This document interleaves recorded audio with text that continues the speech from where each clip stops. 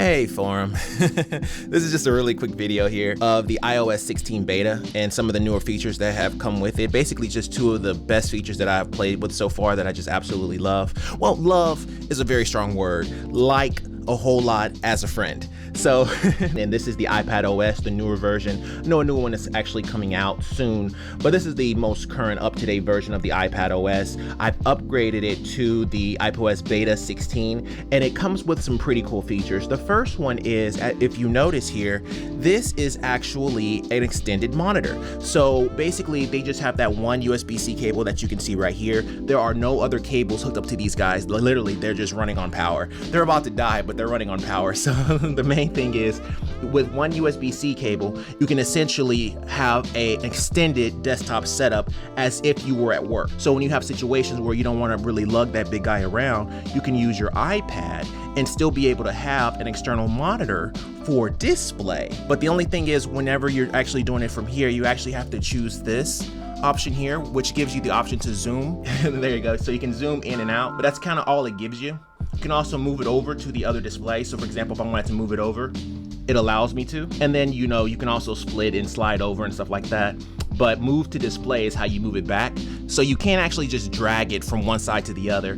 But it's a good feature and it's a good start, because before this, all you can do is clone whatever was on your screen. You can clone it to the other guy, but now you actually have some options. You can do a lot of other things. Another option that it gives you is you can actually change the arrangement. So if you look here, you can actually see, like, for example, whenever you hook it up, when I hooked it up the first time, it actually put the monitor above the actual iPad. So originally it was actually here.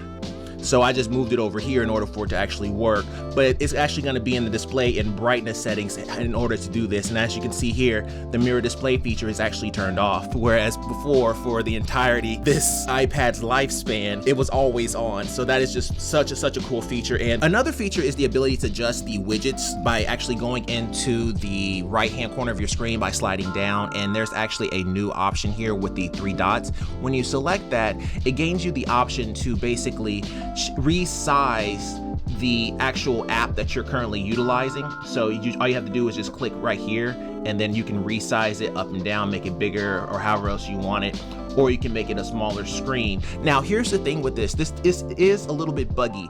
If you have multiple tabs open, like, you know, let's say you have 20, 30, 40 tabs, or you just have problems like myself and you have like 100 tabs open, it's not going to resize. It may actually crash the application, and when you open it back up, it may crash again. There's still some bugs that need to be worked out, but the feature itself is still really solid, and it's a good step in the right direction because it allows you to actually, you know, resize the screen to your likings up to a certain extent. Of course, it's not going to allow you to resize it, you know, any size like it is in Windows, but it's a good start for the iPad, seeing in fact all it really had previously was side to side and up and down. I guess that's the best way to call it. But this right here, giving you the ability to have multiple monitors on just your iPad, means that you can travel with just your iPad in a second screen. And this is the Asus XG17 that actually does have its own internal battery and just have an external screen, and you can be able to do your entire job and all the work you want to do directly from this guy. No need for an iPad Air, no need for a MacBook Pro. Unless you're trying to do some serious heavy editing, you can do everything directly from the iPad, even though they haven't given the iPad its full version yet. So that's something I just wanted to talk about and something I just wanted to discuss. And I hope you guys like this video. If you like this video, go ahead and hit like button. If you really like it, go to subscribe. I love you either way. Take care, all the best, and bye.